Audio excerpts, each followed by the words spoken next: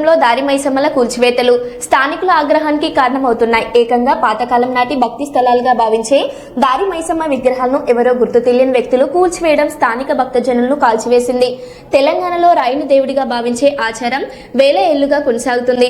రహదారి పక్కన ఎక్కడైనా ప్రమాదాలు జరగకుండా కాపాడాలని నమ్మి ప్రజలు దారి మైసమ్మను ప్రతిష్ఠించి పూజలు నిర్వహిస్తూ వస్తుంటారు.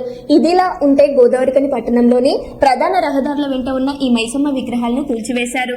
స్థానికంగా ఉండే కొంతమంది ప్రజలు, వ్యాపారస్తులు వారి దుకాణాల సముదాయాల ముందు ఉదయం లేచి చూసేసరికి మైసమ్మ విగ్రహం లేకపోవడంతో షాక్కు గురయ్యారు.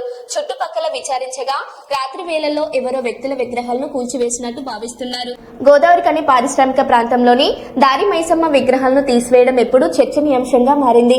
ఈ ఘటనపై ప్రజలు తీవ్ర ఆగ్రహం వ్యక్తం చేస్తున్నారు.